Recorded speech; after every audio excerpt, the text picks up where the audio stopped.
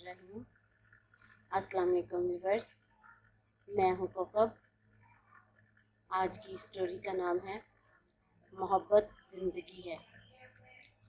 कभी कभी मैं सोचती हूँ काश मेरे पास जादू का ब्रश आ जाए और मैं जो पेंट करूँ वो सब हकीकत हो जाए, या फिर ऐसा कलम मिल जाए जिससे जो भी लिखूँ हकीकत बन जाए। कैसी अजीबो गरीब बातें सोचती हूँ ना मैं। भला ऐसा भी कभी होता है? जो किस्मत में ना हो वो कैसे मिल सकता है? तकदीर पर तो किसी का बस नहीं चलता। मगर शायान वास्ती तो कहता है कि वो अपनी किस्मत खुद बनाएगा, और वाकई वो जो चाह रहा है वही हो रहा है। वो मुझे ठुकराकर अबीरा अहमद से शादी कर रहा है। सिदरा कहती है कि वो अबीरा से शादी सिर्फ अहमद हनान की दौलत की वजह से कर रहा है, क्योंकि वो अहमद हनान की अकलौती बेटी है। मैं अबीरा अहमद से ज़्यादा खूबसूरत हूँ, मगर मेरी बदकिस्मती ये है कि मैं अहमद हनान की बेटी नहीं हूँ। शायान वास्ती कहता है, तमकीन ज़दी, मुझे बोल्ड, हालात के मुताबिक चलने वाली, हकीकत को फेस करने वाली लड़कियाँ अच्छी लगती हैं, और तुम ना तो बोल्ड हो और ना ही तुमको ज़माने के साथ चलने का फ़न आता है। वो भी अपनी जगह दुरुस्त है।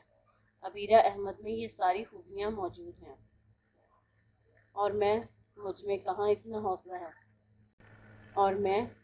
मुझ में कहाँ इतना हौसला है कि हकीकत को, लोगों को फेस कर सकूं या अपना हक ले सकूं।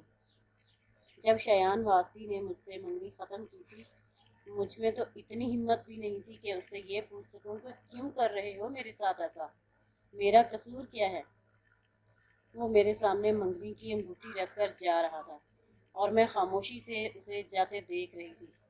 मुझसे इतनी हिम्मत भी नहीं हुई थी कि उससे पूछती, शायान वास्ती, आज से 6 महीने पहले तुमने मेरा जीना दोभर कर दिया था कि मुझसे शादी कर लो, मैं तुम्हारे बगैर मर जाऊंगा, और अब मुझे मार कर जा रहे हो।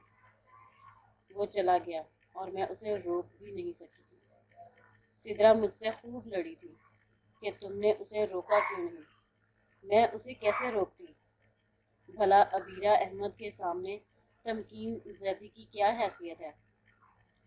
वर्किंग वुमेन हॉस्टल में रहने वाली तमकीन ज़दी, जिसका आगे पीछे कोई नहीं है, वो अहमद हन्नान की बेटी के सामने कुछ भी तो नहीं है।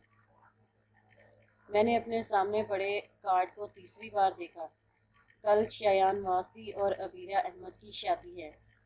अबीरा अहमद ने बतौर ख़ास मुझे कार्ड भेजे हैं। सिदरा ने मुझसे कहा है कि जब उसने मुझे बुलाया है तो मुझे जाकर इन दोनों को हैरान कर देना चाहिए, मगर मुझमें कहाँ इतना हौसला है कि इन दोनों का सामना कर सकूं। सिदरा कहती है, तमकीन ज़दी, बहादुर बनो, नहीं तो दुनिया तुम्हें बेच खाएगी। दुनिया की आंखों में आंखें डालकर जीना सीखो। तुम तन्हा हो, तुम्हारे पास ऐसा कोई रिश्ता नहीं है जो तपती धूप में साइबान बन जाए।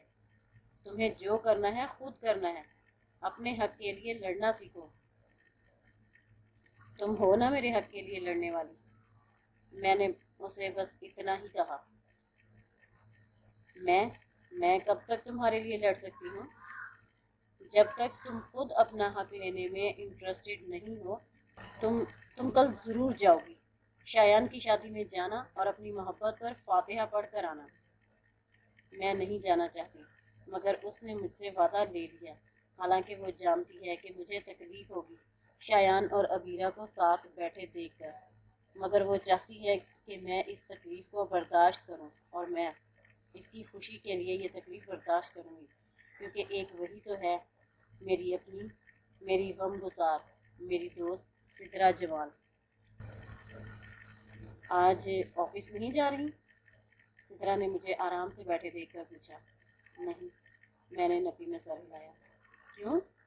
उसने फिक्रमंदी से पूछा तो मैंने झूठ बोला, सर में दर्द है।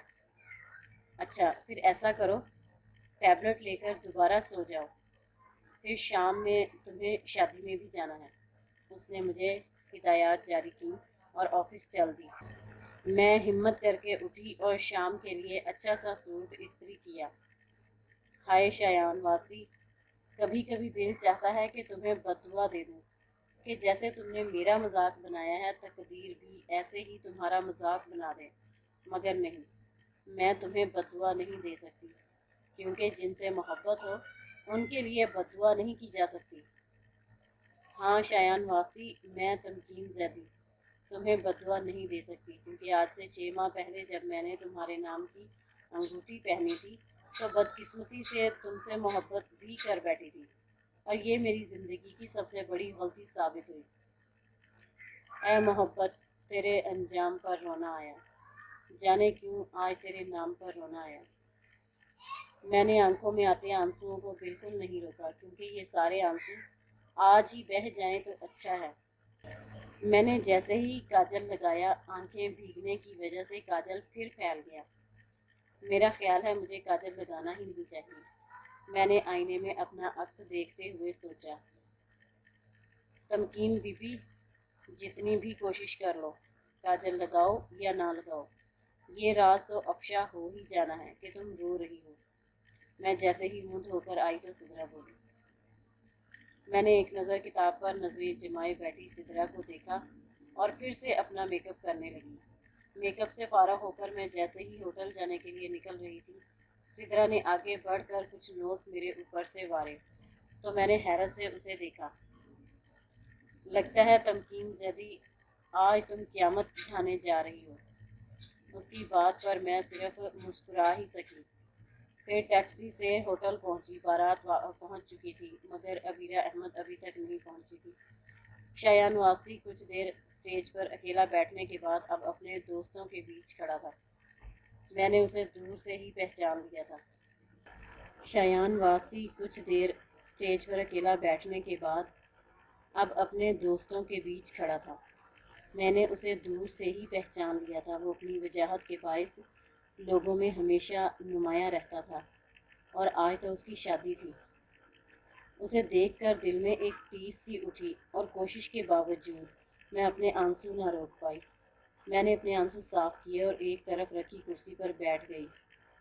1 گھنٹہ گزرنے کے بعد لوگوں میں بے چینی پھیلنا شروع ہو گئی کہ دلہن کہاں ہے۔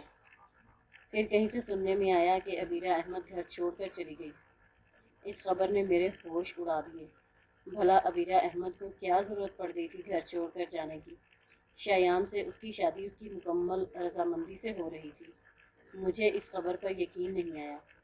دوسرا گھنٹہ گزرنے کے بعد شایان واسطی مسز احمد کے سامنے کھڑا تھا۔